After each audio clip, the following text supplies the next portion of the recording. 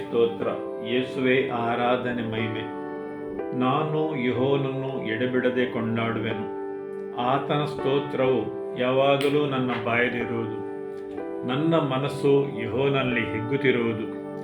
ಇದನ್ನು ದೀನರು ಕೇಳಿ ಸಂತೋಷಿಸುವರು. ನನ್ನೊಡನೆ ಯೆಹೋವನನ್ನು ಕೊಂಡಾಡಿರಿ. ನಾವು ಒಟ್ಟಾಗಿ ಆತನ ಹೆಸರನ್ನು ಘನಪಡಿಸೋಣ. ನಾನು ಯೆಹೋವನ ಸನ್ನಿಧಿಯಲ್ಲಿ ಬೇಡಿಕೊಳ್ಳಲು ಆತನು ಸದುತ್ತರವನ್ನು ಕೊಟ್ಟು ಎಲ್ಲ ಭೀತಿಯಿಂದ ನನ್ನನ್ನು ತಪ್ಪಿಸಿದನು. ಆತನನ್ನೇ ದೃಷ್ಟಿಸಿದವರು ಪ್ರಕಾಶವನ್ನು ಹೊಂದಿದರು. ಅವರ ಮುಖವು ಅವಮಾನಕ್ಕೆ ಈಡಾಗುವುದೇ ಇಲ್ಲ. ಕಷ್ಟದಲ್ಲಿದ್ದ ಈ ಮನುಷ್ಯನು ಮೊರೆಯಿಡಲು ಯೆಹೋವನು ಕೇಳಿ ಎಲ್ಲ ಬಾಧೆಗಳಿಂದ ಬಿಡಿಸಿದನು. ಯೆಹೋವನ ಭಯಭಕ್ತಿಯುಳ್ಳವರ ಸುತ್ತಲೂ ಆತನ ದೂತನು ದಂಡೆಡಿಸಿ ಕಾವಲಾಗಿದ್ದು ಕಾಪಾಡುತ್ತಾನೆ. ಯೆಹೋವನು ಸರ್ವೋತ್ತಮನೆಂದು ಅನುಭವದಿಂದ ತಿಳಿದುಕೊಳ್ಳಿರಿ. ಆತನನ್ನು ಆಶ್ರಯಿಸಿಕೊಂಡವರು ಎಷ್ಟೋ ಧನ್ಯರು. ಯೆಹೋವನ ಜನರೇ, ಆತನಲ್ಲಿ ಭಯಭಕ್ತಿಯುಳ್ಳವರಾಗಿರಿ. ಆತನಲ್ಲಿ ಭಯಭಕ್ತಿಯುಳ್ಳವರಿಗೆ ಯಾವ ಕೊರತೆಯೂ ಇರುವುದಿಲ್ಲ. ಪ್ರಾಯದ ಸಿಂಹಗಳಾದರೂ ಹೊಟ್ಟೆಗಿಲ್ಲದೆ ಹಸಿದ್ದಾವು. ಯೆಹೋವನ ಸನ್ನಿಧಿಯಲ್ಲಿ ಬೇಡಿಕೊಳ್ಳುವವರಿಗೆ ಯಾವ ಒಳಿತಿಗೆ ಕೊರತೆಯಿಲ್ಲ. Hallelujah, amen.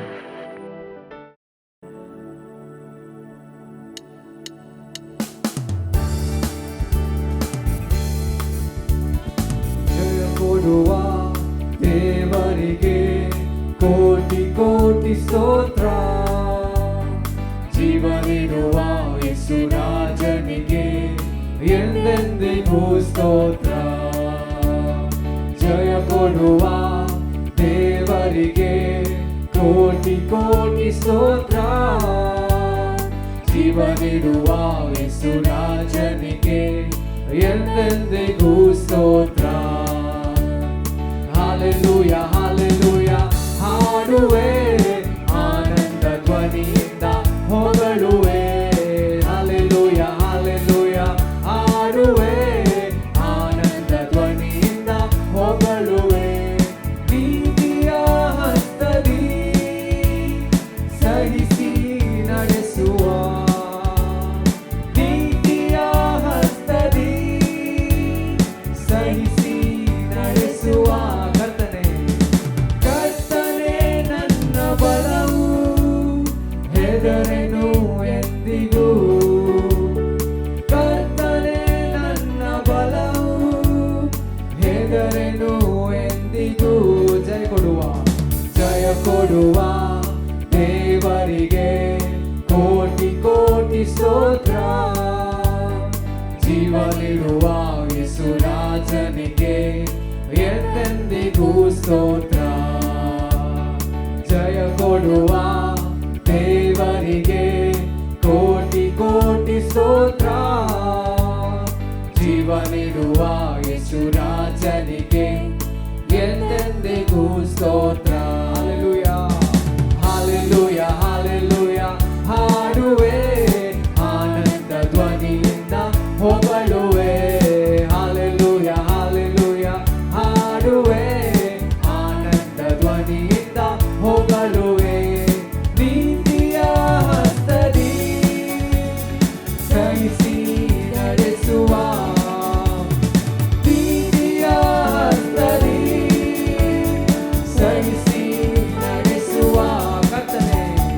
ಕರ್ತನೇ ನನ್ನ ಬಲವು, ಹೆದರೆನು ಎಂದಿಗೂ. ಕರ್ತನೇ ನನ್ನ ಬಲವು, ಹೆದರೆನು ಎಂದಿಗೂ. ಜಯ ಕೊಡುವ ದೇವರಿಗೆ ಕೋಟಿ ಕೋಟಿ ಸ್ತೋತ್ರ. ಜೀವನಿಡುವ ಯೇಸು ರಾಜನಿಗೆ ಎಂದೆಂದಿಗೂ ಸ್ತೋತ್ರ. ಜಯ ಕೊಡುವ ದೇವರಿಗೆ ಕೋಟಿ ಕೋಟಿ ಸ್ತೋತ್ರ. ಜೀವನಿಡುವ ಯೇಸು ರಾಜನಿಗೆ ಎಂದೆಂದಿಗೂ ಸ್ತೋತ್ರ. ಯೇಸುವೇ ನಿಮಗೆ ಆರಾಧನೆ, ಓ ಯೇಸುವೇ ನಿಮಗೆ ವಂದನೆ.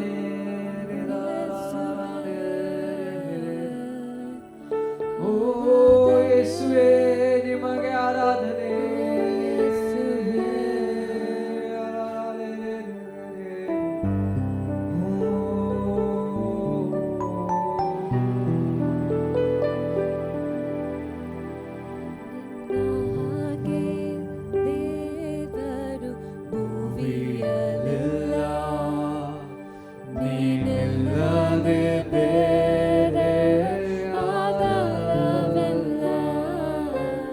ನಿನ್ನ ಪ್ರಿಯನಾಗಿ ನಾ ನೆಲೆಗೊಳ್ಳುವೆ.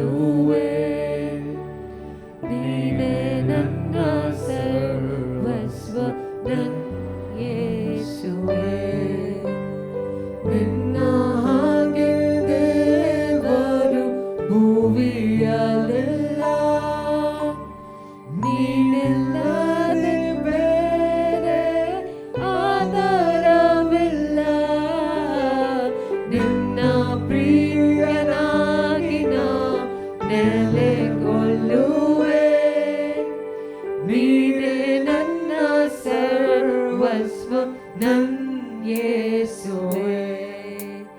ಆರಾಧನೆ ನಿಮಗೆ, ಆರಾಧನೆ ನನ್ನ ಯೇಸುವೇ. ನಿಮಗೆ ಆರಾಧನೆ, ಆರಾಧನೆ ನಿಮಗೆ, ಆರಾಧನೆ ನನ್ನ ಯೇಸುವೇ. ನಿಮಗೆ ಆರಾಧನೆ. ನನ್ನೆಲ್ಲವನ್ನೂ ನಾ ಸಮರ್ಪಿಸುವೆ. ಶುದ್ಧೀಕರಿಸು ನಿನ್ನ ವಾಕ್ಯದಿಂದಲೇ. ನಿನ್ನ ಚಿತ್ತದಂತೆ ನನ್ನ ನಡೆಸು ನೀ. ಪವಿತ್ರಾತ್ಮನಿಂದ ನನ್ನ ತುಂಬಿಸು ನೀ. ಆರಾಧನೆ ನಿಮಗೆ, ಆರಾಧನೆ ನನ್ನ ಯೇಸುವೇ. ನಿಮಗೆ ಆರಾಧನೆ, ಆರಾಧನೆ ನಿಮಗೆ, ಆರಾಧನೆ ನನ್ನ ಯೇಸುವೇ. ನಿಮಗೆ ಆರಾಧನೆ. ಮಾರ್ಗದಲ್ಲಿ ನಾನೆಂದು ನಡೆಯಲು, ಮಾರ್ಗದರ್ಶಿಯಾಗಿ ನನ್ನ ನೀ ನಡೆಸು. ನಂಬಿಕೆಯಲ್ಲಿ ನಾ ದೃಢವಾಗಲು, ಕ್ರಿಸ್ತನೆಂಬ ಬಂಡೆ ಮೇಲೆ ನನ್ನ ನಿಲ್ಲಿಸು. ಆರಾಧನೆ ನಿಮಗೆ, ಆರಾಧನೆ ನನ್ನ ಯೇಸುವೇ. ನಿಮಗೆ ಆರಾಧನೆ, ಆರಾಧನೆ ನಿಮಗೆ, ಆರಾಧನೆ ನನ್ನ ಯೇಸುವೇ. ನಿಮಗೆ ಆರಾಧನೆ, ಆರಾಧನೆ ನಿಮಗೆ, ಆರಾಧನೆ ನನ್ನ ಯೇಸುವೇ. ನಿಮಗೆ ಆರಾಧನೆ.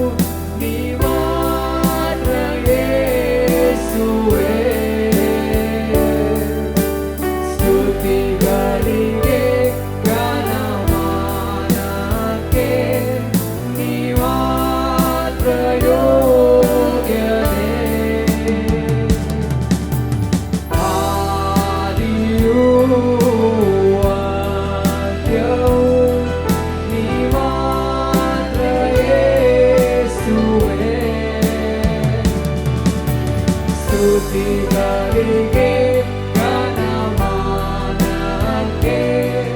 ನೀ ಮಾತ್ರ ಯೋಗ್ಯರೇ.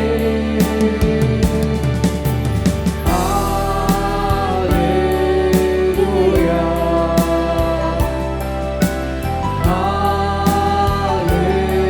ಹಾಲೆಲೂಯಾ,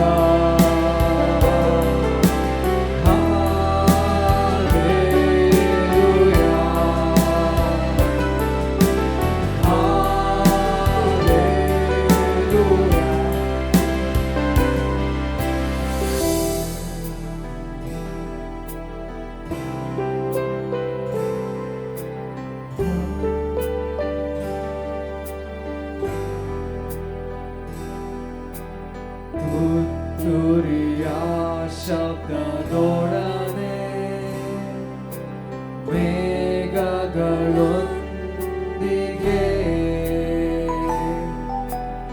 ಅತಿ ಪ್ರಭಾವದೊಡನೆ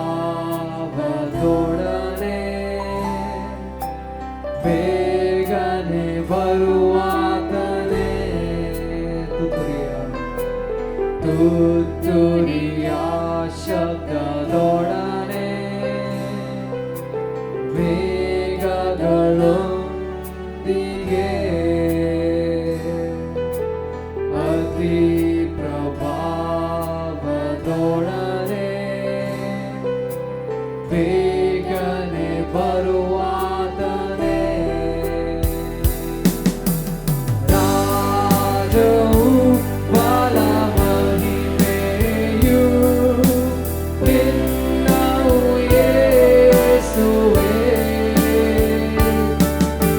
ಸ್ತೋತ್ರಕ್ಕೆ ಘನಮಾನಕ್ಕೆ ನೀ ಮಾತ್ರ ಯೋಗ್ಯರೇ. ರಾಜವು ಬಲ ಮಹಿಮೆಯು ನಿನ್ನವು ಯೇಸುವೇ.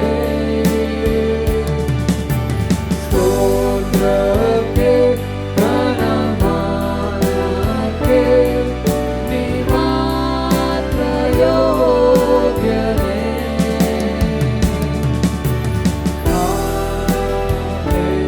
ಹಾಲೆಲೂಯಾ,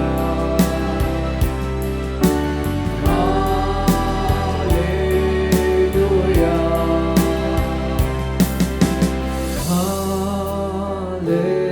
ಹಾಲೆಲೂಯಾ,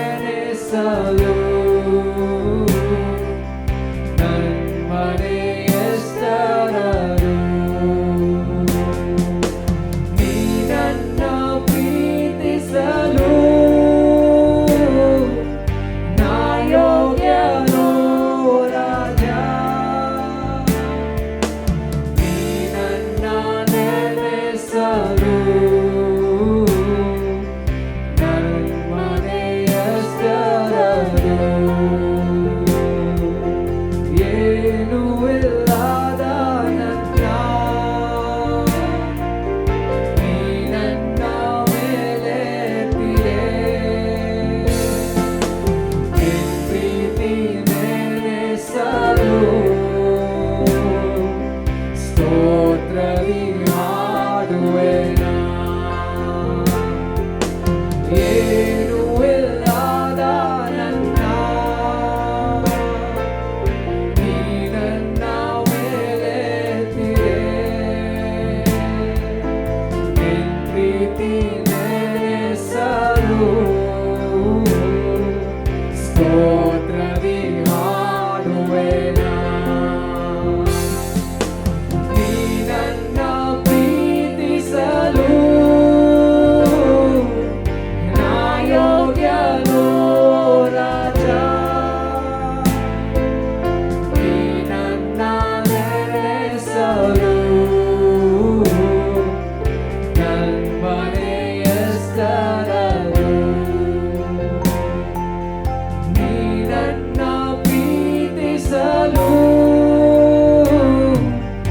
ನಾ ಯೋಗ್ಯನೋ ರಾಜ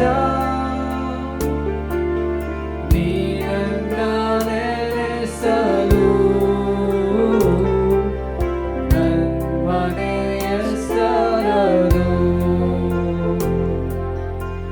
ಭಯದ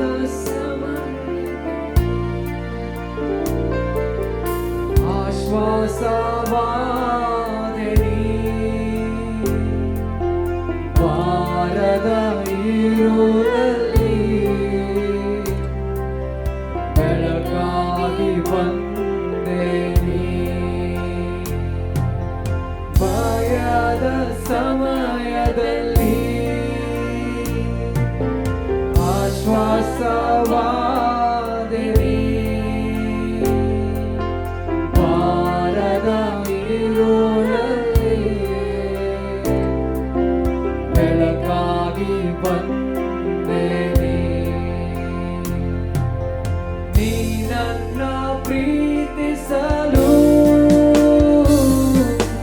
ನಾ ಯೋಗ್ಯನೋ ರಾಜ ನೀ ನನ್ನ ನೆನೆಸಲು ನನ್ಮನೆಯಸ್ತರಲು ನೀ ನನ್ನ ಪ್ರೀತಿಸಲು ನಾ ಯೋಗ್ಯನೋ ರಾಜ ನೀ ನನ್ನ ಪ್ರೀತಿಸಲು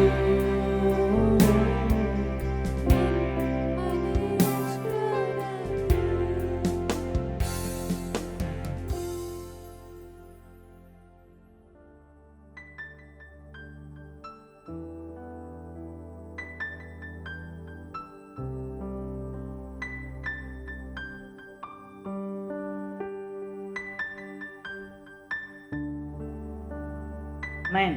ಹಾಲೆಲೂಯ. ಯೇಸುವೇ ಸ್ತೋತ್ರ. ಇವತ್ತಿನ ದೇವರ ವಾಕ್ಯವನ್ನು ಕೇಳುವ. ಇವತ್ತು ಬೆಳಿಗ್ಗೆ ಪ್ಯಾಸ್ಟರ್ ರಾಜೇಶ್ ಅವರು ಪ್ರವಾದಿ ಯೆಶಾಯನ ಗ್ರಂಥ ಅಧ್ಯಾಯ 8 ವಾಕ್ಯ 18ರಿಂದ ಹೇಳಿದರು. ನಾನು ನನಗೆ ಯೆಹೋವನು ದಯಪಾಲಿಸಿರುವ ಮಕ್ಕಳು ಚಿಯೋನ್ ಪರ್ವತದಲ್ಲಿ ವಾಸವಾಗಿರುವ ಸೇನಾಧೀಶ್ವರನಾದ ಯೆಹೋವನಿಂದುಂಟಾದ ಗುರುತುಗಳಾಗಿಯೂ ಅದ್ಭುತಗಳಾಗಿಯೂ ಇಸ್ರಾಯೇಲರ ಮಧ್ಯದಲ್ಲಿದ್ದೇವೆ. ಆಮೆನ್. ಯಾರೆಲ್ಲ ಅದನ್ನು ಸ್ವೀಕರಿಸುತ್ತೀರಿ? ಈಗ ಇನ್ನೊಮ್ಮೆ ದೇವರ ಪ್ರಸನ್ನತೆಯಲ್ಲಿ ಅದನ್ನು ನಾವು ಘೋಷಿಸುವ. ನಾನೊಂದು ಗುರುತಾಗಿಯೂ, ನಾನೊಂದು ಅದ್ಭುತವಾಗಿಯೂ, ನಾನೊಂದು ಪವಾಡವಾಗಿಯೂ ಇದ್ದೇನೆ. ಆಮೆನ್. ಎಷ್ಟೊಂದು ಬೆರಗುಗೊಳಿಸುವ ವಿಷಯ. ನಾವೊಂದು ಅಸಾಧಾರಣ ಮನುಷ್ಯರು. ಹೌದು, ನಮ್ಮ ಬಗ್ಗೆ ವಿಜ್ಞಾನಕ್ಕೂ ವಿವರಣೆ ನೀಡಲು ಅಸಾಧ್ಯವಾಗಿದೆ. ನಾವೆಲ್ಲರೂ ದೇವರು ನಮ್ಮ ಪರವಾಗಿದ್ದಾರೆ ಎಂಬುದಕ್ಕೆ ಸಾಕ್ಷಿಯಾಗಿದ್ದೇವೆ. ಹಾಲೆಲೂಯ. ಆಮೆನ್. ಗುರುತಿನ ಅದ್ಭುತದ ಪವಾಡಗಳ ಋತುವಾಗಿದೆ. ಯೇಸುವೇ ಸ್ತೋತ್ರ. ಹಾಲೆಲೂಯ.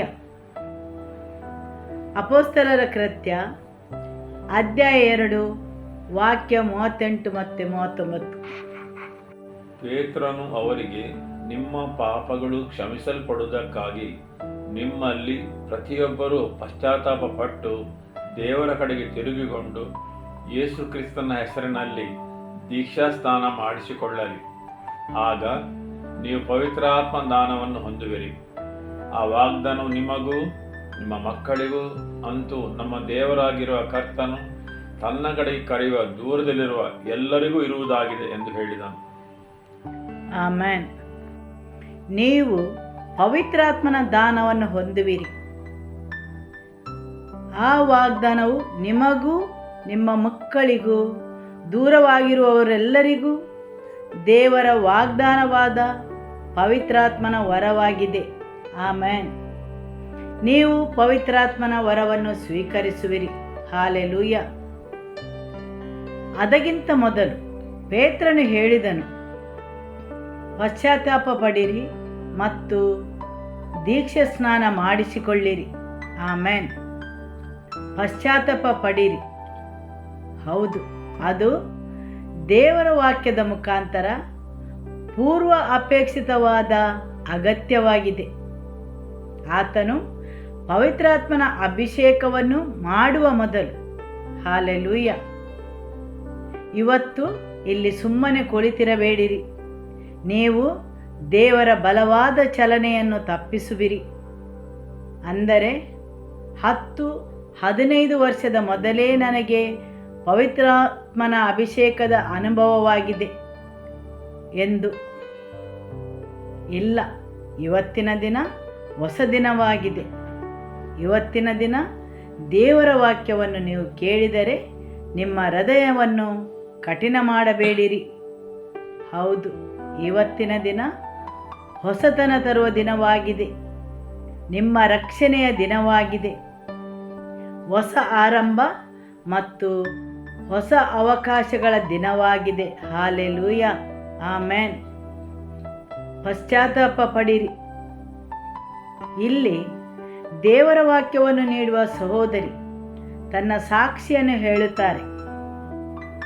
ನಾನು 17ನೇ ವರ್ಷದವಳಾಗಿರುವಾಗ, ಅಂದರೆ PUC ವಿದ್ಯಾಭ್ಯಾಸವನ್ನು ಮುಗಿಸಿದ್ದಷ್ಟೇ, ದೇವರು ನಾನೊಂದು ರಿಟ್ರೀಟಿಗೆ ಹಾಜರು ಆಗುವಂತೆ ಮಾಡಿದರು. ಅಲ್ಲಿ ಪೌಲೆಂಬ ಸಹೋದರನು, ಅವನು ಆವಾಗ 9ನೇ ತರಗತಿಯಲ್ಲಿ ಕಲಿಯುತ್ತಿದ್ದ. ಅವನು ಫುಲ್ಪಿಟಿನ ಮೇಲೆ ನಿಂತು ಹೇಳುತ್ತಾ ಇದ್ದ, ಯಾರಿಗೆಲ್ಲ ಪವಿತ್ರಾತ್ಮನ ಅನುಭವ ಬೇಕು, ಯಾರಿಗೆಲ್ಲ ಪವಿತ್ರಾತ್ಮನ ಅಭಿಷೇಕ ಬೇಕು, ಅವರೆಲ್ಲರೂ ಪಶ್ಚಾತ್ತಾಪ ಪಡಬೇಕೆಂದು. ಆದರೆ ನಾನು ನನ್ನ ಮನಸ್ಸಲ್ಲಿ ಹೇಳುತ್ತಿದ್ದೆ, ಏನನ್ನು ಪಶ್ಚಾತ್ತಾಪ ಪಡಬೇಕು? ಯಾವುದಕ್ಕಾಗಿ ಪಶ್ಚಾತ್ತಾಪ ಪಡಬೇಕು? ಯಾಕೆಂದರೆ ನನ್ನ ಕುಟುಂಬದವರು, ಬಂಧು ಬಳಗದವರು ಯಾವಾಗಲೂ ಹೇಳುತ್ತಿದ್ದರು, ನೀನು ಒಳ್ಳೆಯ ಹುಡುಗಿ ಎಂದು. ಹಾಗೆ ಧಾರ್ಮಿಕ ಚರ್ಚಲ್ಲಿರುವಾಗ, ಅಲ್ಲಿ ಪಾಪ ನಿವೇದನೆಗೆ ಹೋಗುವಾಗ ಯಾವುದಾದರೂ ಕಾರಣಗಳನ್ನು ಹುಡುಕಿಕೊಂಡು ಹೋಗುತ್ತಿದ್ದೆ. ನಾನು ಸುಳ್ಳು ಹೇಳಿದೆ, ಹಾಗೆಲ್ಲ ಹೇಳಿ ಬರುತ್ತಿದ್ದೆ. ಆದರೆ ಇಲ್ಲಿ ನನ್ನ ಹೃದಯದಲ್ಲಿ ಈ ದೇವಸೇವಕರು ಪ್ರಕಟಿಸುವ ಯೇಸುವನ್ನು ಅರಿಯುವ ಆಸಕ್ತಿಯು ನನ್ನೊಳಗೆ ತಡೆಯಲಾರದಾಗಿತ್ತು. ಆಮೆನ್. ಅವರು ಹೇಳುವ ಪವಿತ್ರಾತ್ಮನ ಅನುಭವವನ್ನು ಪಡೆಯಲು ಅದರ ಅಗತ್ಯವಾಗಿ ನಾನು ಪಶ್ಚಾತ್ತಾಪ ಪಡಬೇಕೆಂದು. ಹೌದು, ನನಗೆ ಈಗಲೂ ನೆನಪಿದೆ. ಆ ಚಾಪಲ್ನಲ್ಲಿ ನಾನು ಕುಳಿತ ಜಾಗ. ನಾನೊಂದು ಪೇಪರ್ ಮತ್ತು ಪೆನ್ನನ್ನು ತೆಗೆದುಕೊಂಡು ಒಮ್ಮೆಗೆ ಏನನ್ನಾದರೂ ಬರೆದು ಇದನ್ನು ಮುಗಿಸಿಬಿಡುತ್ತೇನೆಂದು ಭಾವಿಸಿದೆ. ನಾನು ಒಂದು ವಾಕ್ಯವನ್ನು ಬರೆದು ಮುಗಿಸಬೇಕಾದರೆ ನಾನೊಂದು ಫುಟ್ಬಾಲ್ ಸ್ಟೇಡಿಯಂನ ಮಧ್ಯದಲ್ಲಿ ಇದ್ದಂತೆ, ಹಾಗೂ ಬಲವಾದ ಬೆಳಕು ನನ್ನ ಮೇಲೆ ಪ್ರಕಾಶಿಸಿದಂತೆ ಅನುಭವವನ್ನು ಪಡೆದೆನು. ಹಾಗೂ ದೇವರು ನನ್ನ ಬಾಲ್ಯದಿಂದ ಆ ದಿನದವರೆಗಿನ ನನ್ನ ಜೀವನದ ಎಲ್ಲ ಘಟನೆಗಳನ್ನು ನನ್ನ ಎದುರಿಗೆ ತಂದರು.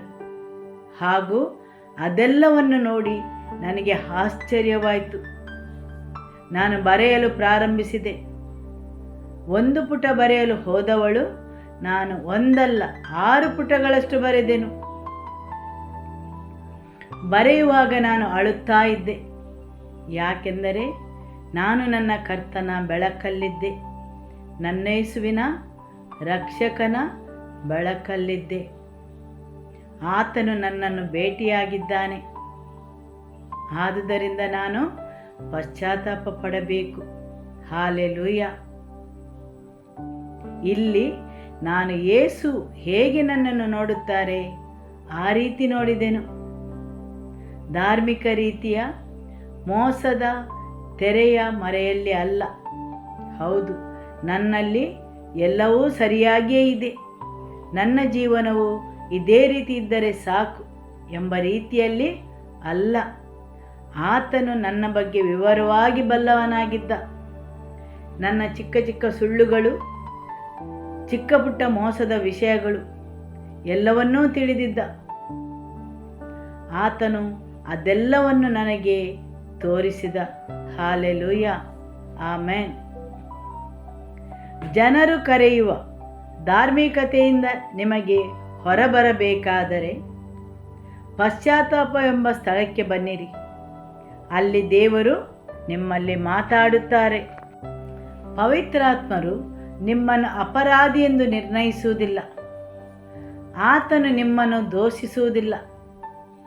ಸೈತಾನನು ನಿಮ್ಮನ್ನು ದೂಷಿಸುತ್ತಾನೆ, ಖಂಡಿಸುತ್ತಾನೆ. ಸೈತಾನನು ನಿಮ್ಮ ಹಳೆಯದನ್ನೆಲ್ಲವನ್ನು ನೆನಪಿಸುವವನು.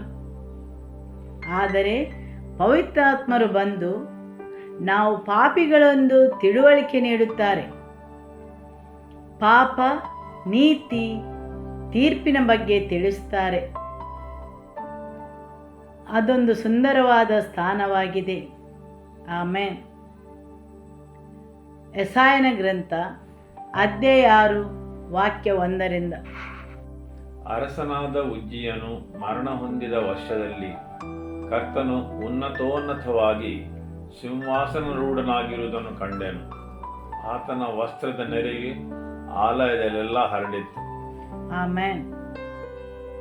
ನೀವು ದೃಷ್ಟಿಯನ್ನು ಮೇಲಕ್ಕೆತ್ತಿ ನೋಡಿದರೆ ಕರ್ತನು ಉನ್ನತೋನ್ನತ ಸಿಂಹಾಸನರೂಢರಾಗಿರುವುದನ್ನು ನೋಡುವಿರಿ. ಹೌದು, ನಿಮ್ಮ ಹಳೆಯ ಪಾಪಗಳಲ್ಲ, ನಿಮ್ಮ ವೈಫಲ್ಯಗಳನ್ನು ಅಲ್ಲಿ ಮೇಲಕ್ಕೆತ್ತಲಿಲ್ಲ. ಬದಲಿಗೆ ಕರ್ತನು ಉನ್ನತದಲ್ಲಿ ಸಿಂಹಾಸನರೂಢನಾಗಿರುವುದನ್ನು ನೋಡುವಿರಿ. ಆಮೆನ್. ಹಾಲೆಲೂಯ. ಮತ್ತು ಆತನ ವಸ್ತ್ರದ ನೆರಿಗೆಯು ಮಂದಿರದಲ್ಲೆಲ್ಲ ಹರಡಿತ್ತು. ಹಾಲೆಲೂಯ. ಆತನ ಸುತ್ತಲೂ ಸೆರಪಿಯರು ಇದ್ದರು. ಪ್ರತಿಯೊಬ್ಬನು 6 ರೆಕ್ಕೆಯುಳ್ಳವನಾಗಿ 2 ತನ್ನ ಮುಖವನ್ನು 2 ತನ್ನ ಕಾಲುಗಳನ್ನು ಮುಚ್ಚಿಕೊಂಡು 12 ರೆಕ್ಕೆಗಳಿಂದ ಹಾರುತ್ತಿದ್ದನು. ಹೌದು, ನಾನಿಲ್ಲಿ ಭಾವಿಸುತ್ತೇನೆ, ಈ ಸೆರಾಫಿಯರು ಯಾವುದೇ ಜನರ ಮನಸೆಳೆತವನ್ನು ಬಯಸುವುದಿಲ್ಲ. ಅವುಗಳು ತುಂಬ ಸುಂದರವಾಗಿವೆ, ತುಂಬ ಸುಂದರವಾದ ಸೃಷ್ಟಿಗಳಾಗಿವೆ. ಅದರ ಮುಖವನ್ನು ನೋಡಿ ಜನರು ಆರಾಧಿಸುವುದನ್ನು ಬಯಸುವುದಿಲ್ಲ. ಆದುದರಿಂದ ಸೆರಾಫಿಯರು ತಮ್ಮ ಮುಖವನ್ನು ರೆಕ್ಕೆಗಳಿಂದ ಮುಚ್ಚುತ್ತಾರೆ. ಆಮೆನ್. ಸೇನಾಧೀಶ್ವರನಾದ ಯೆಹೋವನು ಪರಿಶುದ್ಧನು, ಪರಿಶುದ್ಧನು, ಪರಿಶುದ್ಧನು, ಭೂಮಂಡಲವೆಲ್ಲ ಆತನ ಪ್ರಭಾವದಿಂದ ತುಂಬಿದೆ ಎಂದು ಕೂಗಿ ಹೇಳಿದನು. ಕೂಗುವವನ ಶಬ್ದಕ್ಕೆ ದ್ವಾರದ ಅಸ್ಥಿವಾರವು ಕದಲಿದವು ಮತ್ತು ಧೂಮವು ಆಲಯದೆಲ್ಲ ತುಂಬಿತು. ಹೌದು, ಆಗ ಯೆಶಾಯ ಪ್ರವಾದಿಯು, ಅಯ್ಯೋ, ನನ್ನ ಗತಿಯನ್ನು ಏನು ಹೇಳಲಿ, ನಾಶವಾದೇನಲ್ಲ. ಇಲ್ಲಿ ಯೆಶಾಯ ಪ್ರವಾದಿಯ ಪ್ರತಿಕ್ರಿಯೆಯನ್ನು ನೋಡಿರಿ. ದೇವರ ಮಹಿಮೆಯು ಆ ವಾತಾವರಣದಲ್ಲಿ ತುಂಬಿತ್ತು. ಅವನು ದೇವರು ಸಿಂಹಾಸನರೂಢನಾಗಿರುವುದನ್ನು ಕಂಡನು. ಸೆರಾಪಿಯರು ದೇವರನ್ನು ಆರಾಧಿಸುವುದನ್ನು ನೋಡಿದರು. ಪರಿಶುದ್ಧನು, ಪರಿಶುದ್ಧನು, ಪರಿಶುದ್ಧನು ಎಂದು ಕೂಗಿ ಹೇಳುವುದನ್ನು. ಆಮೆನ್. ಆದರೆ ಅವನ ಪ್ರತಿಕ್ರಿಯೆ, ಅಯ್ಯೋ, ನನ್ನ ಗತಿಯನ್ನು ಏನು ಹೇಳಲಿ, ನಾಶವಾದೇನಲ್ಲ. ಆಮೆನ್. ಹೌದು, ಯಾವುದೇ ಗಂಡಸಾಗಲಿ ಹೆಂಗಸಾಗಲಿ ನಾಶವಾಗುವರು, ಯಾಕೆಂದರೆ ಅವರಿಗೆ ನಿಲ್ಲಲು ಯಾವುದೇ ಅಡಿಪಾಯವಿಲ್ಲ. ನೀವು ಯಾವುದೇ ಎಲೆಗಳ ಹಿಂದೆ ಮರೆಯಾಗಿರಲು ಸಾಧ್ಯವಿಲ್ಲ. ನಿಲ್ಲಲು ಯಾವುದೇ ತಳಹದಿಯಿಲ್ಲ. ದೇವರ ಪ್ರೀತಿಯ ಬೆಳಕಲ್ಲಿ ಆತನನ್ನು ಭೇಟಿಯಾಗುವ ಸಮಯದಲ್ಲಿ. ಆಮೆನ್. ಯೆಶಾಯ ಪ್ರವಾದಿಯು ಆ ಗಳಿಗೆಯಲ್ಲಿದ್ದ. ಆಮೆನ್. ಮತ್ತು ಅವನು ಹೇಳುತ್ತಾನೆ, ಅಯ್ಯೋ, ನನ್ನ ಗತಿಯನ್ನು ಏನು ಹೇಳಲಿ, ನಾಶವಾದೇನಲ್ಲ. ನಾನು ಹೊಲಸು ತುಟಿಯವನು, ಹೊಲಸು ತುಟಿಯವರ ಮಧ್ಯದಲ್ಲಿ ವಾಸಿಸುವನು. ಇಂತಹ ನನ್ನ ಕಣ್ಣುಗಳು ರಾಜಾದಿರಾಜನನ್ನು, ಸೇನಾಧೀಶ್ವರನಾದ ಯೆಹೋವನನ್ನು ಕಂಡವು. ಆಮೆನ್. ಯಾರೂ ಆಗಿರಬಹುದು, ಗಂಡಸು ಹೆಂಗಸು ಮಕ್ಕಳು.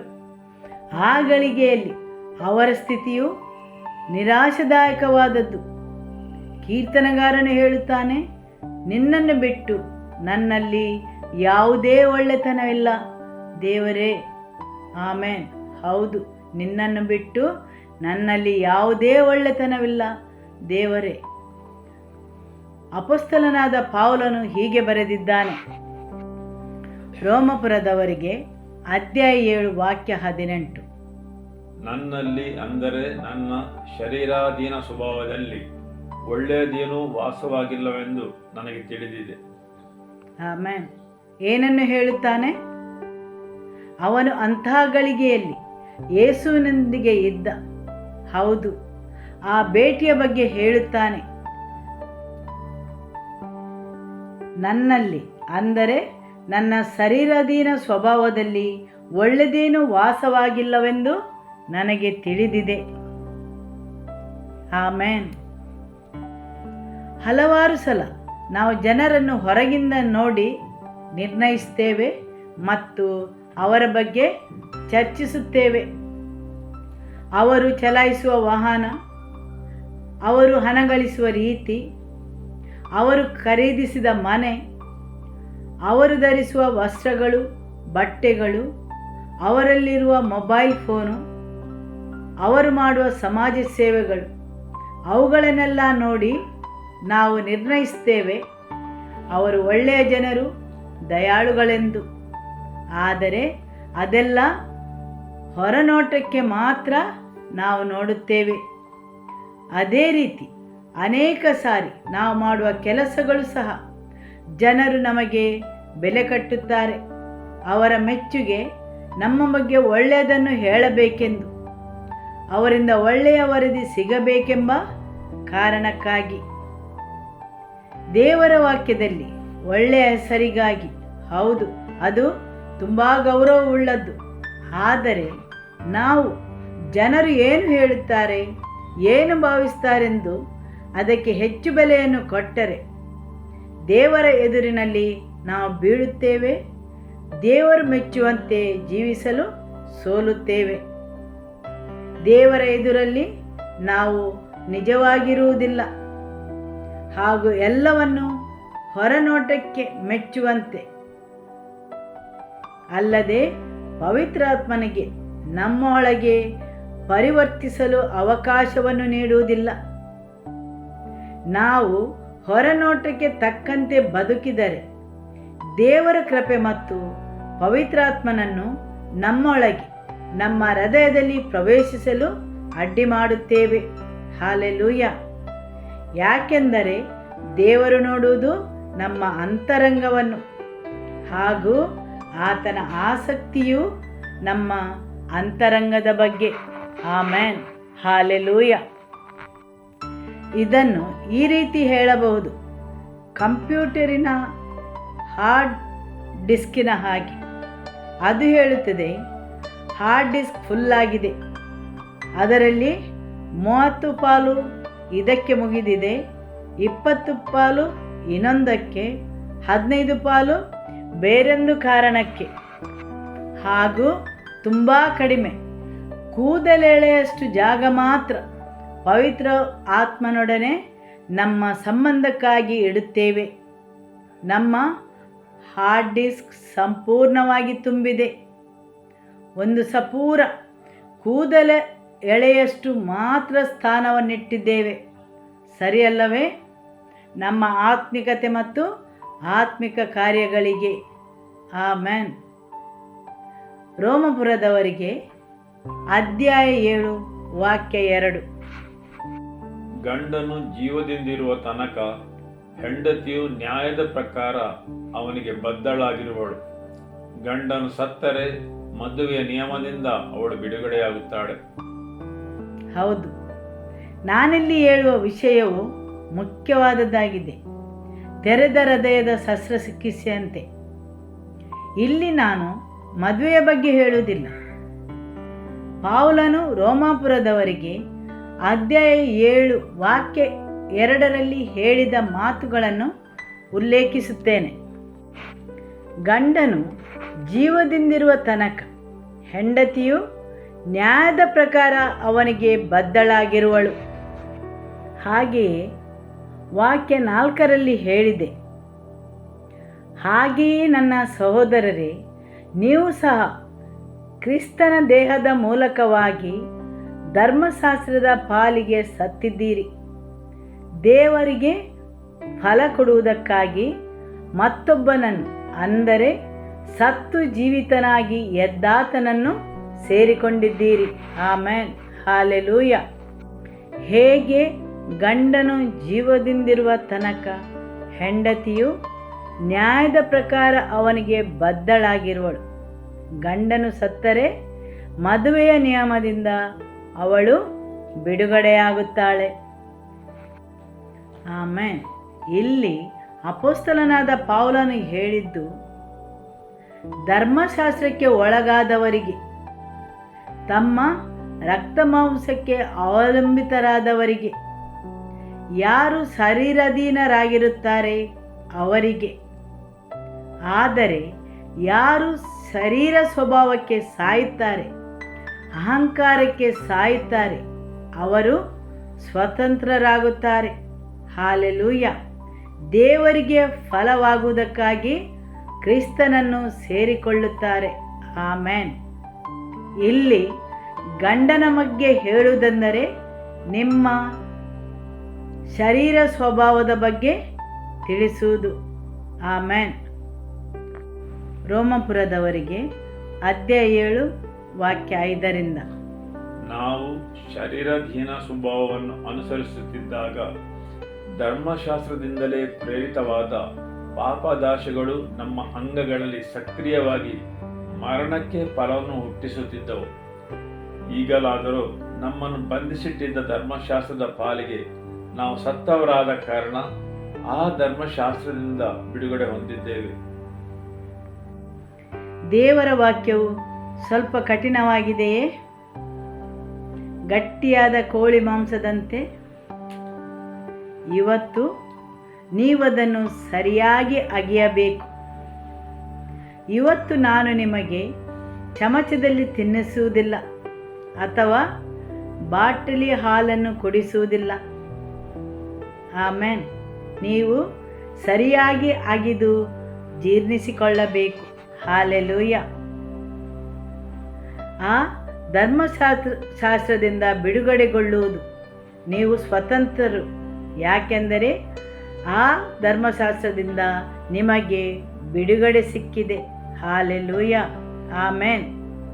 ಯಾವುದನ್ನು ನೀವು ಹಿಡಿದುಕೊಂಡಿದ್ದೀರಿ ಅದಕ್ಕೆ ನೀವು ಸತ್ತಿದ್ದೀರಿ. ಆಮೆನ್.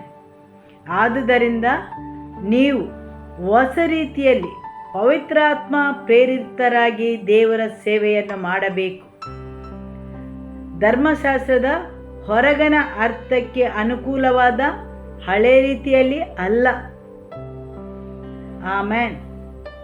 ಕಾತ್ರಿನ್ ಕುಲ್ಮ್ಯಾನ್ ದೇವರ ಸೇವಕಿ, ದೇವರಿಂದ ಬಲಿಷ್ಠ ರೀತಿಯಲ್ಲಿ ಉಪಯೋಗಿಸಲ್ಪಟ್ಟವಳು. ದೇವರ ರಾಜ್ಯಗೋಸ್ಕರ ಪವಿತ್ರಾತ್ಮನೊಡನೆ ಆಕೆಯ ಸಂಬಂಧವು ತುಂಬ ಆಳ ಹಾಗೂ ಆತ್ಮೀಯವಾಗಿತ್ತು. ಯಾವಾಗಲೂ ಅಳುತ್ತಾ ಪ್ರಾರ್ಥಿಸುತ್ತಿದ್ದಳು, ಆತನನ್ನು ನನ್ನಿಂದ ಬೇರ್ಪಡಿಸಬೇಡೆಂದು. ಆತನೊಬ್ಬನೇ ನನ್ನ ಆಧಾರ.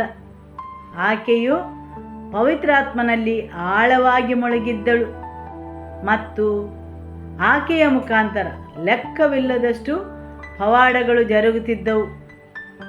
ಆಕೆಯ ಸಭೆಗೆ ಬಂದವರು ಗುಣಮುಖರಾಗಿ ಬಿಡುಗಡೆ ಹೊಂದಿ ಅದ್ಭುತಗಳನ್ನು ಅನುಭವಿಸಿ ಹೋಗುತ್ತಿದ್ದರು. ಆದರೆ ಆಕೆಯು ಗಂಡನಿಂದ ವಿಚ್ಛೇದನ ಪಡೆದವಳು. ಈಗ ನಮ್ಮ ಧಾರ್ಮಿಕ ಸ್ವಭಾವವು ಎದ್ದೇಳುತ್ತದೆ. ಹೇಗೆ ಒಂದು ವಿಚ್ಛೇದನ ಹೊಂದಿದವಳು ದೇವರ ವಾಕ್ಯವನ್ನು ಬೋಧಿಸ್ತಾಳೆ, ಸರಿಯಲ್ಲವೇ? ಒಂದು ಮಾಧ್ಯಮದ ಸಂದರ್ಶನದಲ್ಲಿ ಆಕೆಯಲ್ಲಿ ಕೇಳಲಾಯಿತು ಆಕೆಯ ವಿಚ್ಛೇದನದ ಬಗ್ಗೆ, ಮತ್ತು ಆಕೆಯು ತನ್ನ ಶಾಂತ ಸ್ವರದಲ್ಲಿ ಹೇಳುತ್ತಾಳೆ, ಹೋ ಅದ ಆ ಕಾತ್ರಿನಳು ಯಾವುದೇ ಕಾಲದಲ್ಲಿ ಸತ್ತಿದ್ದಾಳೆ, ಆಕೆಯು ಜೀವಂತವಾಗಿಲ್ಲ. ಹೌದು, ಈಗ ಆಕೆಯು ಹೊಸ ರೀತಿಯಲ್ಲಿ ಪವಿತ್ರಾತ್ಮ ಭರಿತಳಾಗಿ ದೇವರ ಸೇವೆಯನ್ನು ಮಾಡುತ್ತಿದ್ದಳು. ಒಂದು ಕಾಲದಲ್ಲಿ ಯಾವುದು ಆಕೆಯನ್ನು ಹಿಡಿತದಲ್ಲಿಟ್ಟುಕೊಂಡಿತ್ತು, ಅದಕ್ಕೆ ಆಕೆಯು ಬಂಧಿತಳಾಗಿ ಉಳಿಯಲಿಲ್ಲ. Amen, hallelujah. ಅಪೊಸ್ತಲನಾದ ಪೌಲನೊಳಗೆ ಈ ಎರಡರ ಹೋರಾಟ ನಡೆಯುತ್ತಾ ಇತ್ತು. ಎರಡು ನಿಯಮಗಳ ಯುದ್ಧ. ಧರ್ಮಶಾಸ್ತ್ರ ಅಂದರೆ ಮರಣದ ನಿಯಮ, ಮತ್ತು ಜೀವ ಕೊಡುವ ಶಾಸ್ತ್ರ ಅಂದರೆ ಪವಿತ್ರಾತ್ಮನ ನಿಯಮ. ಆಮೆನ್. ರೋಮಪುರದವರಿಗೆ ಅಧ್ಯಾಯ 7 ವಾಕ್ಯ 24. ಅಯ್ಯೋ, ನಾನು ಎಂಥ ದುರವಸ್ಥೆಯಲ್ಲಿ ಬಿದ್ದ ಮನುಷ್ಯನು. ಆಮೆನ್. ಯೆಶಾಯ ಪ್ರವಾದಿ ಹೇಳುತ್ತಾನೆ, ಅಯ್ಯೋ, ನನ್ನ ಗತಿಯನ್ನು ಏನೆಂದು ಹೇಳಲಿ, ನಾಶವಾದನಲ್ಲ. ಹೊಸ ಒಡಂಬಡಿಕೆಯಲ್ಲಿ ಅಪೊಸ್ತಲನಾದ ಪೌಲನು ಹೇಳುತ್ತಾನೆ, ಅಯ್ಯೋ, ನಾನು ಎಂಥ ದುರವಸ್ಥೆಯಲ್ಲಿ ಬಿದ್ದ ಮನುಷ್ಯನು. ಇಂತಹ ಮರಣಕ್ಕೆ ಒಳಗಾದ ಈ ದೇಹದಿಂದ ನನ್ನನ್ನು ಬಿಡಿಸುವವರು ಯಾರು? ಯಾಕೆಂದರೆ ನಿಮ್ಮೊಳಗೆ ಆತ್ಮೀಕ ಮನುಷ್ಯನು ಜೀವಂತವಾಗಿದ್ದಾನೆ. ನಿಮ್ಮ ರಕ್ತ ಮಾಂಸವನ್ನು ಅಥವಾ ಶರೀರ ಸ್ವಭಾವವನ್ನು ಅಲ್ಲೇ ತಿದ್ದುಪಡಿ ಮಾಡಲು ಸಾಧ್ಯವಿಲ್ಲ. ಯಾಕೆಂದರೆ ಅವು ನಿಮ್ಮನ್ನು ಕೆಳಗೆ ಸೆಳೆಯುತ್ತವೆ. ಯಾರು ಶರೀರಾಧೀನ ಸ್ವಭಾವದಿಂದ ಇರುತ್ತಾರೆ ಅವರು ದೇವರನ್ನು ಮೆಚ್ಚಿಸುವುದಿಲ್ಲ. ರೋಮಪುರದವರಿಗೆ ಅಧ್ಯಾಯ 8 ವಾಕ್ಯ 8ರಲ್ಲಿ ಹೇಳಿದೆ,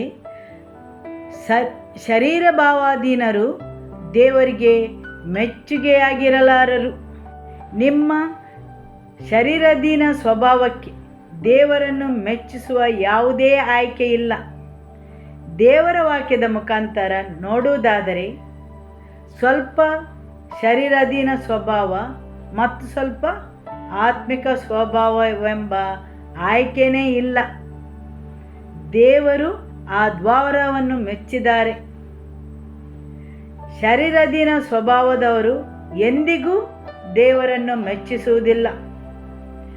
ಆದುದರಿಂದ ದೇವರ ವಾಕ್ಯವು ಹೇಳುತ್ತದೆ, ನೀವು ನಿಮ್ಮ ನಿಮ್ಮ ದೇಹಗಳನ್ನು ದೇವರಿಗೆ ಮೀಸಲಾಗಿಯೂ ಮೆಚ್ಚುಗೆಯಾಗಿಯೂ ಇರುವ ಸಜೀವ ಯಜ್ಞವಾಗಿ ಅರ್ಪಿಸಿರಿ. ಹೌದು, ಸಜೀವ ಯಜ್ಞವು ಸುಡುತ್ತದೆ, ನೋವನ್ನುಂಟು ಮಾಡುತ್ತದೆ. ನೀವು ನಿಮ್ಮ ಗರ್ವವನ್ನು ತೊರೆದು ಕ್ಷಮೆಯನ್ನು ಬೇಡುವಾಗ, ಪ್ರೀತಿ ಇಲ್ಲದ ಕಡೆ ನೀವಾಗಿ ಪ್ರೀತಿಸುವಾಗ, ಎಲ್ಲಿ ನೋವಿದೆ ಅಲ್ಲಿ ನೀವು ಕ್ಷಮೆಯನ್ನು ನೀಡಬೇಕು. Amen, hallelujah. ಜ್ಞಾನೋಕ್ತಿಯಲ್ಲಿ ಹೇಳಿದೆ, ಜ್ಞಾನ ಎಂಬಾಕೆಯು ಪಶುವನ್ನು ಕಡಿದಿದ್ದಾಳೆ. ಆಕೆಯು ಪಶುವನ್ನು ಕಡಿದಿದ್ದಾಳೆ. ನಮ್ಮೆಲ್ಲರಲ್ಲಿ ಪಶು ಸ್ವಭಾವವಿದೆ. ಹೌದು, ನಮ್ಮೆಲ್ಲರಲ್ಲಿ ಪಶು ಸ್ವಭಾವವಿದೆ. ನಾನು ನೋಡಲು ಸುಂದರವಾಗಿ ಮುಗ್ಧಳಾಗಿ ಕಾಣಬಹುದು, ಆದರೆ ನನ್ನ ಬಗ್ಗೆ ನನಗೆ ಸರಿಯಾಗಿ ತಿಳಿದಿದೆ. ಕೀರ್ತನಗಾರನು ಹೇಳುತ್ತಾನೆ, ನಾನು ನಿನ್ನೆದುರಿನಲ್ಲಿ ಒಂದು ಪಶು ಸಮಾನವಾಗಿದ್ದೇನೆ. ಜ್ಞಾನವು ಪಶುವನ್ನು ಕಡಿಯಿತು. ಇವತ್ತು ನಾನು ದೇವರ ವಾಕ್ಯವನ್ನು ಬೋಧಿಸುವಾಗ ಇಬ್ಬಾಯಿಯ ಕತ್ತಿಯಂತೆ ನಿಮಗೆ ಕಾಣದೇ ಇರುವ ದೇವರ ವಾಕ್ಯವು ನಿಮ್ಮೊಳಗಿಂದ ಪಶು ಸ್ವಭಾವವನ್ನು ಕೊಲ್ಲಲಿ. ಆಮೆನ್. ಅದು ನಿಮ್ಮ ಶರೀರದೊಳಗಿಂದ ಹಾದು ಹೋಗಲಿ. ನಿಮ್ಮ ರಕ್ತ ಮಾಂಸವನ್ನು ಶಿಲುಬೆಗೆ ಏರಿಸಿರಿ. ಹಾಲೆಲೂಯ. ಆಮೆನ್. ಪ್ಯಾಸ್ಟರ್ ಹೇಳಿದರು, ಲೂಸಿಫರನ ಸ್ವಭಾವ ಮುರಿದು ಬೀಳಲೆಂದು. ನಾವು ನಮ್ಮನ್ನು ಕತ್ತಲ ರಾಜ್ಯದಲ್ಲಿ ಗುರುತಿಸಿಕೊಳ್ಳಬೇಕಾಗಿಲ್ಲ, ಆದರೆ ಆ ಲೂಸಿಫರನ ಸ್ವಭಾವ, ಆ ಗರ್ವ, ಅದು ಅವನ ಲಕ್ಷಣ. ಹೌದು, ಗರ್ವ ಮತ್ತು ಸೊಕ್ಕು, ನಾನೆಂಬ ಅಹಂಭಾವ, ಅದು ಸೈತಾನನ ಲಕ್ಷಣ. ದೇವರ ವಾಕ್ಯದಂತೆ ನಿಮ್ಮನ್ನೇ ಒಂದು ಸಜೀವ ಯಜ್ಞವಾಗಿ ದೇವರಿಗೆ ಅರ್ಪಿಸುತ್ತೀರಿ. ಯಾಕೆಂದರೆ ನಿಮಗೆ ತಿಳಿದಿದೆ, ಶರೀರಾಧೀನ ಸ್ವಭಾವದವರಾಗಿ ನೀವು ದೇವರನ್ನು ಮೆಚ್ಚಿಸಲು ಸಾಧ್ಯವಿಲ್ಲ. ಲೂಸಿಫರನ ವ್ಯಕ್ತಿತ್ವವು ನಿಮ್ಮಿಂದ ಮುರಿದು ಬೀಳಲಿ. ಆಮೆನ್. ಹಾಲೆಲೂಯ. ಅಪೊಸ್ತಲರ ಕೃತ್ಯ ಅಧ್ಯಾಯ 1 ವಾಕ್ಯ 8. ಆದರೆ ಪವಿತ್ರಾತ್ಮನು ನಿಮ್ಮ ಮೇಲೆ ಬರಲು ನೀವು ಶಕ್ತಿಯನ್ನು ಹೊಂದಿದವರಾಗಿ ಯೆರೂಸಲೇಮಿನಲ್ಲಿಯೂ ಯೂದಾಯದ ಎಲ್ಲ ಸ್ಥಳದಲ್ಲಿಯೂ ಸಮರಿಯ ಸೀಮೆಗಳಲ್ಲಿಯೂ ಭೂಲೋಕದ ಕಟ್ಟ ಕಡೆಯವರೆಗೂ ನನಗೆ ಸಾಕ್ಷಿಗಳಾಗುವಿರಿ ಅಂದನು. ಆಮೆನ್. ಆದುದರಿಂದ ಎಂದೆಂದಕ್ಕಿಂತಲೂ ಹೆಚ್ಚಾಗಿ ಈಗ ನಮಗೆ ಪವಿತ್ರಾತ್ಮರ ಅಗತ್ಯವಿದೆ. ಪವಿತ್ರಾತ್ಮರು ಇಲ್ಲದೆ ಬದುಕಲು ನಾವು ವಿನ್ಯಾಸಗೊಂಡವರಲ್ಲ. ಆಮೆನ್. ಹೌದು, ನಾವು ಹೊಸತಾಗಿ ಹುಟ್ಟಿದ ಮೇಲೆ, ವಿಶ್ವಾಸಿಗಳಾದ ಮೇಲೆ, ಯೇಸುವನ್ನು ಭೇಟಿಯಾದ ಮೇಲೆ ನಾವು ನಮ್ಮದೇ ಬಲದಿಂದ ಬದುಕಲು ಸಾಧ್ಯವಿಲ್ಲ. ಆಮೆನ್. ಅಪೊಸ್ತಲರ ಕೃತ್ಯ ಅಧ್ಯಾಯ 10 ವಾಕ್ಯ 38. ದೇವರು ನಜರೇತಿನ ಯೇಸುವನ್ನು ಪವಿತ್ರಾತ್ಮದಿಂದಲೂ ಬಲದಿಂದಲೂ ಅಭಿಷೇಕಿಸಿದನು. ಆಮೆನ್.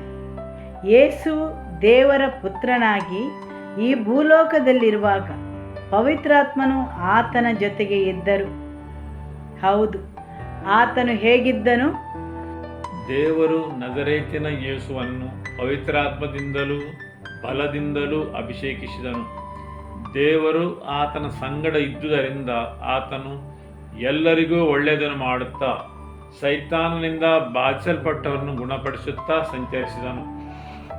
ಆಮೆನ್. ನಿಮ್ಮ ಧ್ವನಿಯ ಬಲದಿಂದ ಅಲ್ಲ, ಯೇಸುವಿನ ನಾಮದಲ್ಲಿ ಬಿಟ್ಟು ಹೋಗು ಎಂದು ನೀವು ಹೇಳಿದ್ದರಿಂದಲ್ಲ, ಪವಿತ್ರಾತ್ಮನಿಂದ ಅಭಿಷೇಕಿಸಲ್ಪಟ್ಟು.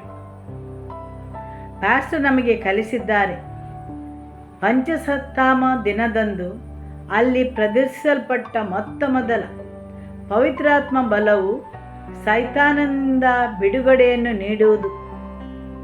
ಯಾರೇ ಆಗಲಿ ಯೇಸುವನ್ನು ಸ್ವೀಕರಿಸಿದ ಆ ಪ್ರಥಮ ಗಳಿಗೆಯಲ್ಲಿ ಪವಿತ್ರಾತ್ಮ ಭರಿತರಾದರೆ ಅವರಿರುವ ಆ ಮೊದಲ ಹಂತವೆಂದರೆ ಬೇಬಿ ಕ್ರಿಶ್ಚಿಯನ್ರಾಗಿರುವಾಗಲೇ ಅವರು ಸೈತಾನನನ್ನು ಬಿಡಿಸಬಹುದು. ಯೇಸುವಿನಲ್ಲಿ ನಿಮ್ಮ ಸ್ಥಾನವೇನೆಂದು ನೀವು ಅರಿಯುತ್ತೀರಿ. ಸೈತಾನನು ತನ್ನ ಖಂಡಿಸುವ ಧ್ವನಿಯಲ್ಲಿ ನಿಮ್ಮನ್ನು ಇನ್ನು ಮುಂದೆ ಬಂಧಿಸಲು ಸಾಧ್ಯವಿಲ್ಲ. ಯಾಕೆಂದರೆ ಆ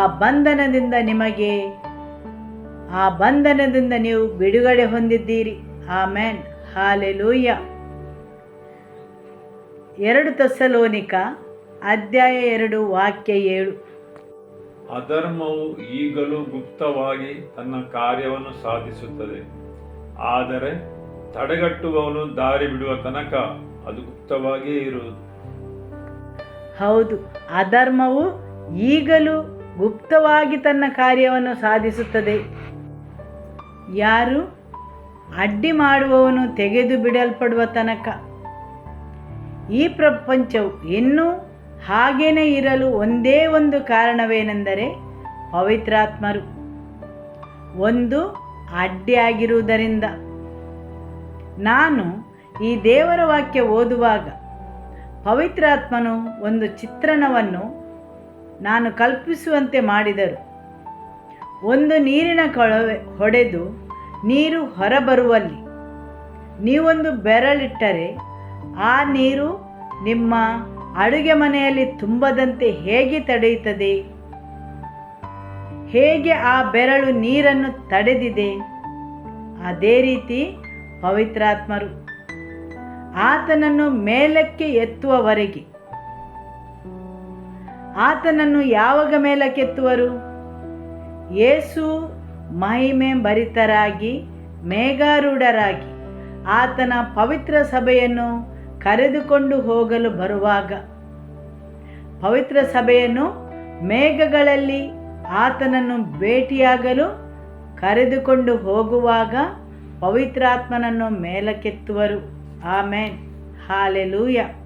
ಅಲ್ಲಿಯವರೆಗೆ ಅಧರ್ಮವನ್ನು ತಡೆಹಿಡಿಯುವನು. ಈ ಭೂಲೋಕವು ಕೊನೆಯ ಕಾಲಕ್ಕೆ ತಯಾರಾಗುತ್ತಾ ಇದೆ. ಆಮೇನ್. ಯುದ್ಧಗಳು, ಅವಘಡಗಳು, ಭೂಕಂಪನಗಳು ನಡೆಯುತ್ತಾ ಇವೆ. ಆದುದರಿಂದ ದೇವರ ಸಭೆಯು ಯೇಸುವಿನ ಬರುವಿಕೆಗಾಗಿ ನಂಬಿಕೆಯಿಂದ ಭರವಸೆ ಉಳ್ಳವರಾಗಿ ಪ್ರಾರ್ಥಿಸಬೇಕು. ಆಮೇನ್, ಹಾಲೆಲೂಯ.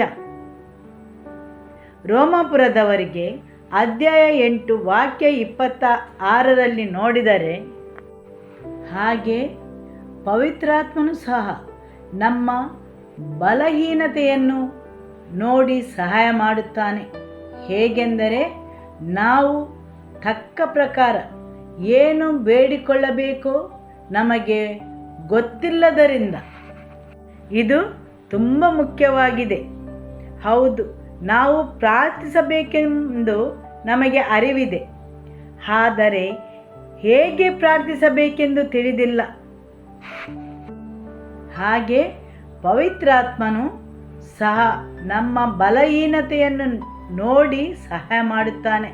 ಹೇಗೆಂದರೆ ನಾವು ತಕ್ಕ ಪ್ರಕಾರ ಏನು ಬೇಡಿಕೊಳ್ಳಬೇಕೋ ನಮಗೆ ಗೊತ್ತಿಲ್ಲದರಿಂದ ಪವಿತ್ರಾತ್ಮನು ತಾನೇ ಮಾತಿಲ್ಲದಂತಹ ನರಳಾಟದಿಂದ ನಮಗೋಸ್ಕರ ಬೇಡಿಕೊಳ್ಳುತ್ತಾನೆ. ಆಮೇನ್. ಪವಿತ್ರಾತ್ಮನು ನಮ್ಮ ಪ್ರಾರ್ಥನೆಗೆ ಒಂದು ರೂಪವನ್ನು ನೀಡುತ್ತಾನೆ. ನಮ್ಮ ಪ್ರಾರ್ಥನಾ ಸಮಯವನ್ನು ಒಂದು ಅರ್ಥಭರಿತವಾಗಿ ಮಾಡುತ್ತಾನೆ. ಆಮೇನ್. ಇಲ್ಲವಾದರೆ ನಮ್ಮ ಪ್ರಾರ್ಥನೆಯ ಸಮಯವು ನೀರಸವಾಗುತ್ತಿತ್ತು. ಪ್ರಾರ್ಥನೆಗೆ ಹೋಗಿ ಮೌನವಾಗಿ ಕುಳಿತುಕೊಳ್ಳುವುದು. ಆದರೆ ಇಲ್ಲಿ ಪವಿತ್ರಾತ್ಮನನ್ನು ನಾವು ಕರೆಯಬಹುದು. ಬಂದು ನನಗೆ ಸಹಾಯ ಮಾಡಿರಿ. ನನ್ನ ಬಲಹೀನತೆಯಲ್ಲಿ ಪವಿತ್ರಾತ್ಮನು ತಾನಾಗಿ ನನಗೆ ಸಹಾಯ ಮಾಡುವನು. ನನ್ನೊಂದಿಗೆ ಪ್ರಾರ್ಥಿಸಿ, ನನ್ನ ಮುಖಾಂತರ ಪ್ರಾರ್ಥಿಸಿ. ಆವಾಗ ನೀವು ಮೌನವಾಗಿ ಇರುವುದಿಲ್ಲ. ನೀವು ನರಳಾಟದಿಂದ, ಮಾತಿನಿಂದ, ದುಃಖದಿಂದ ಪ್ರಾರ್ಥಿಸುವಿರಿ. ಅದು ಮನುಷ್ಯನ ಮನಸ್ಸಿಗೆ ಮಿಕ್ಕದ್ದಾಗಿದೆ. ಹೆಂಗಸರಿಗೆ ಇದು ತಿಳಿದಿದೆ, ಆದರೆ ಗಂಡಸರು ಹೆರಿಗೆ ಕೋಣೆಯ ಹೊರಗಿರುತ್ತಾರೆ. ಆಕೆಯು ಮಗುವನ್ನು ಹೆರುವಾಗ ನೀವು ನೋಡಿದ ಸುಂದರ, ಮುದ್ದಾದ, ಮೌನವಾಗಿರುವ ಹುಡುಗಿ ಅಲ್ಲ. ಆಕೆಯು ಬೊಬ್ಬಿಡುತ್ತಾಳೆ, ನರಳಾಡುತ್ತಾಳೆ, ಕೂಗುತ್ತಾಳೆ. ನೀವು ಎಂದಿಗೂ ಕೇಳದಂಥ ರೀತಿಯಲ್ಲಿ. ಹೌದು, ಆ ರೀತಿ ಇರಬೇಕು ನಿಮ್ಮ ಪ್ರಾರ್ಥನೆಯ ಸಮಯ. ಆಮೇನ್. ಪವಿತ್ರಾತ್ಮನು ತಾನಾಗಿ ನಮಗೆ ಸಹಾಯ ಮಾಡುತ್ತಾನೆ ನಮ್ಮ ಬಲಹೀನತೆಯಲ್ಲಿ. ಆಮೇನ್, ಹಾಲೆಲೂಯ. ಯೋಹಾನ ಅಧ್ಯಾಯ 14 ವಾಕ್ಯ 15ರಿಂದ. ನೀವು ನನ್ನನ್ನು ಪ್ರೀತಿಸುವವರಾದರೆ ನನ್ನ ಆಜ್ಞೆಗಳನ್ನು ಕೈಕೊಂಡು ನಡೆಯುವಿರಿ. ಆಗ ನಾನು ತಂದೆಯನ್ನು ಕೇಳಿಕೊಳ್ಳುವೆನು, ಆತನು ನಿಮಗೆ ಬೇರೊಬ್ಬ ಸಹಾಯಕನನ್ನು ಸದಾಕಾಲವು ನಿಮ್ಮೊಂದಿಗೆ ಇರುವುದಕ್ಕೆ ಕಳುಹಿಸಿಕೊಡುವನು. ಆ ಸಹಾಯಕನು ಯಾರೆಂದರೆ ಸತ್ಯದ ಆತ್ಮನೇ. ಲೋಕವು ಆತನನ್ನು ನೋಡದೆಯೂ ತಿಳಿಯದೆಯೂ ಇರುವುದರಿಂದ ಆತನನ್ನು ಸ್ವೀಕರಿಸಲಾರದು. ನೀವು ಆತನನ್ನು ಬಲ್ಲಿರಿ, ಹೇಗೆಂದರೆ ಆತನು ನಿಮ್ಮೊಂದಿಗೆ ವಾಸ ಮಾಡುತ್ತಾನೆ ಮತ್ತು ನಿಮ್ಮೊಳಗೆ ಇರುವನು. ಪವಿತ್ರಾತ್ಮನು ಒಬ್ಬ ಸಹಾಯಕನು. ಆತನು ಸತ್ಯದ ಆತ್ಮನು. ಆತನಿಗೆ ಎಲ್ಲ ಸತ್ಯವೂ ತಿಳಿದಿದೆ.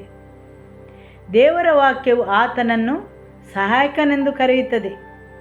ಈಗ ಈ ಸಮಯದಲ್ಲಿ ಆತನು ನಮ್ಮ ಮಧ್ಯದಲ್ಲಿದ್ದು ಯೇಸುವನ್ನು ಘನಪಡಿಸಲು, ಆತನೊಡನೆ ಸಂಬಂಧವನ್ನು ಬೆಳೆಸಲು, ಆತನನ್ನು ಮಹಿಮೆಪಡಿಸಲು, ಯೇಸುವನ್ನು ಆರಾಧಿಸಲು, ದೇವರ ವಾಕ್ಯವನ್ನು ವಿವರಿಸಲು ಆತನನ್ನು ಪವಿತ್ರಾತ್ಮನನ್ನು ಈ ಲೋಕದಲ್ಲಿ ನಿಯೋಜಿಸಲಾಗಿದೆ. ಆಮೇನ್. ಆತನು ನಮ್ಮ ಸಹಾಯಕನು. ಆತನು ನಮ್ಮ ಹಿರಿಯ ಪ್ಯಾಸ್ಟರ್ ಆಗಿದ್ದಾರೆ. ಆಮೇನ್. ನಾವು ಪವಿತ್ರಾತ್ಮನನ್ನು ಪ್ರೀತಿಸುವ ಸಭೆಯವರಾಗಿದ್ದೇವೆ. ನಾವು ಅನ್ಯ ಭಾಷೆಯಲ್ಲಿ ಪ್ರಾರ್ಥಿಸುತ್ತೇವೆ.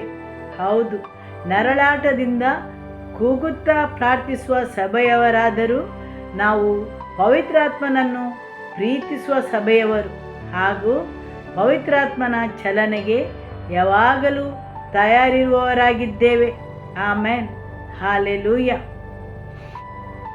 ರೋಮಪುರದವರಿಗೆ ಅಧ್ಯಾಯ 5 ವಾಕ್ಯ 5ರಲ್ಲಿ ಹೇಳಿದೆ, ನಮಗೆ ಕೊಟ್ಟಿರುವ ಪವಿತ್ರಾತ್ಮನ ಮೂಲಕವಾಗಿ ದೇವರ ಪ್ರೀತಿ ರಸವು ನಮ್ಮ ಹೃದಯಗಳಲ್ಲಿ ಧಾರಾಳವಾಗಿ ಸುರಿದಿದೆಯಲ್ಲ.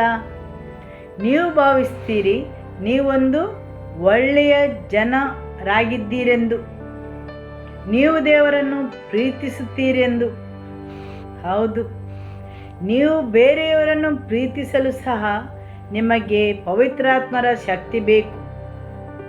ಮದುವೆಯಾಗಿ 1 ವರ್ಷ 2 ವರ್ಷ ಹೇಗಾದರೂ ನಿಮ್ಮಲ್ಲಿದ್ದ ಪ್ರೀತಿಯನ್ನು ಒಟ್ಟು ಮಾಡಿ ನೀವು ಆನಂದದಿಂದ ಕಳೆಯಬಹುದು. ಆದರೆ 10 ವರ್ಷ 20 30 ಇಲ್ಲಿ ಕೆಲವು ಜೋಡಿಗಳು 45 ವರ್ಷವಾದವರೂ ಇದ್ದಾರೆ. ಸರಿಯಲ್ಲವೇ? ಪ್ರೀತಿಯಿಂದ ಬಾಳಲು ಅಷ್ಟು ಸುಲಭವಲ್ಲ.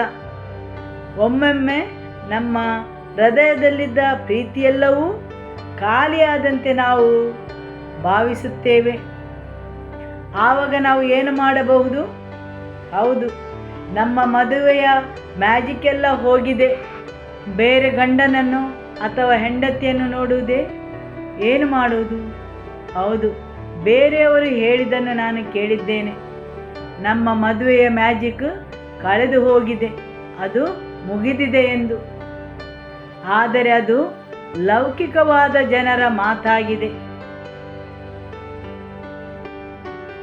ವಿಶ್ವಾಸಿಗಳು ಏನು ಮಾಡುತ್ತಾರೆ? ಅವರು ತಮ್ಮ ಮೊಣಕಾಲೂರಿ ಪ್ರಾರ್ಥಿಸುತ್ತಾರೆ, ಪವಿತ್ರಾತ್ಮರೇ ಬನ್ನಿ, ನನ್ನನ್ನು ಹೊಸತಾಗಿ ಅಭಿಷೇಕಿಸಿರಿ, ನಿಮ್ಮ ಬಲದಿಂದ ತುಂಬಿರಿ, ನೀವು ಪ್ರೀತಿಸಿದಂತೆ ಪ್ರೀತಿಸಲು. ಆಮೇನ್. ಹಾಲೆಲೂಯ. 1 ಕೊರಿಂಥದವರಿಗೆ ಅಧ್ಯಾಯ 2 ವಾಕ್ಯ 9.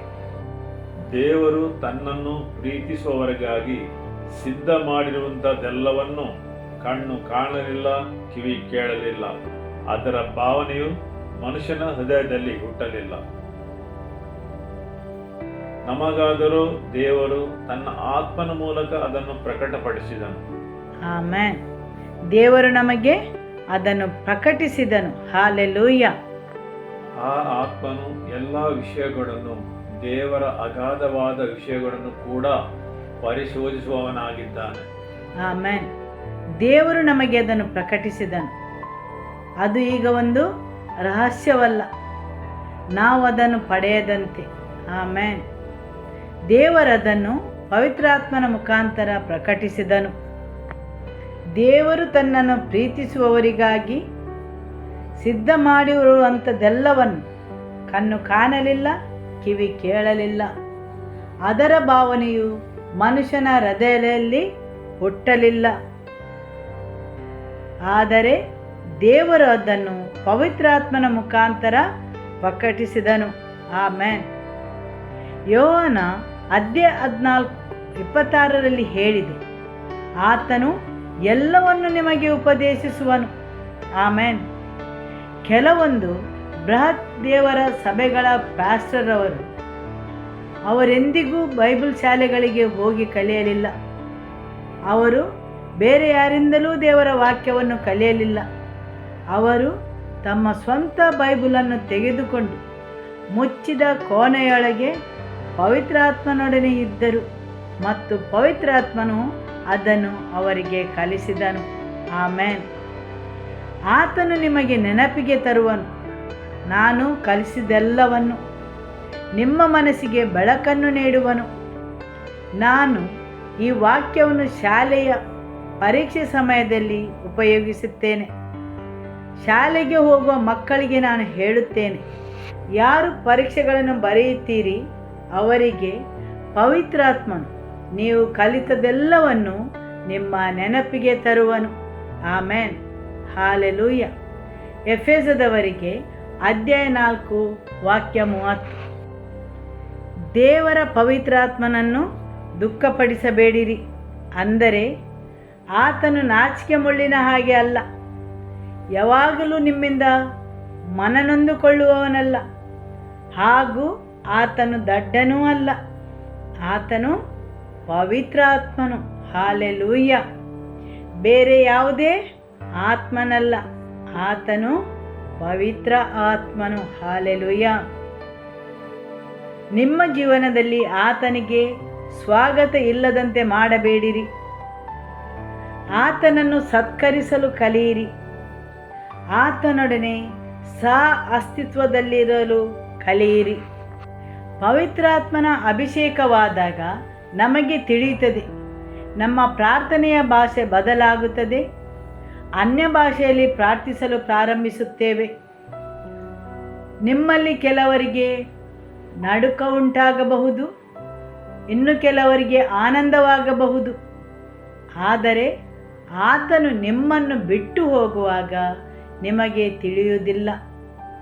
ಆತನು ಮೌನವಾಗಿ ನಿಮ್ಮನ್ನು ಬಿಟ್ಟು ಹೋಗುತ್ತಾನೆ.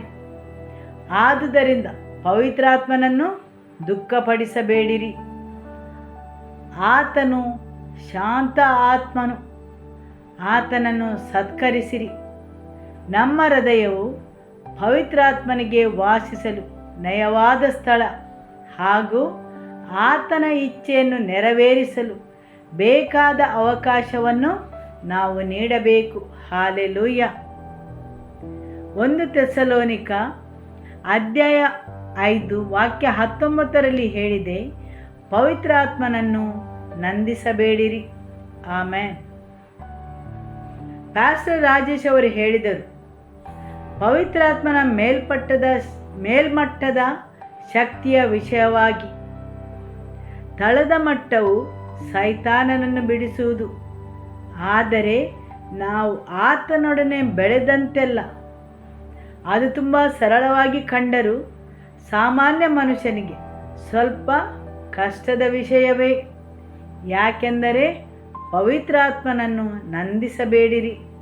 ನಿಮ್ಮ ಒದ್ದೆಯಾದ ತಣ್ಣಗಿನ ಬಟ್ಟೆಯನ್ನು ಆತನ ಮೇಲೆ ಹಾಕಬೇಡಿರಿ. ಆತನನ್ನು ಉರಿಯಲು ಬಿಡಿರಿ. ದೇವರು ನಿಮ್ಮ ಜೀವನದಲ್ಲಿ ಹಾಕಿದ ಆ ಬೆಂಕಿಯು ಆರಲು ಬಿಡಬೇಡಿರಿ.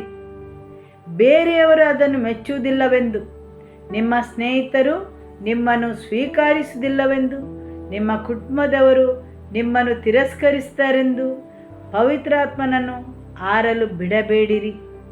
ಆತನನ್ನು ನಂದಿಸಬೇಡಿರಿ. ಆಮೆನ್.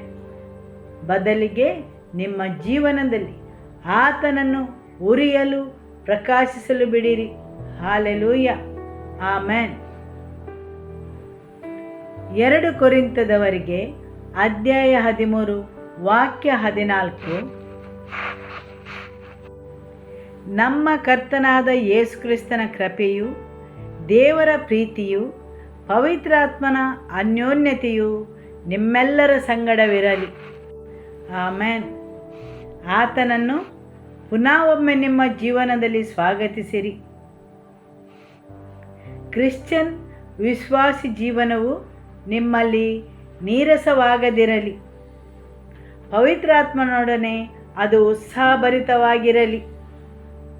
ನಾವು ಕೇಳಿದೆವು ಗುರುತು, ಅದ್ಭುತ ಮತ್ತು ಪವಾಡಗಳು.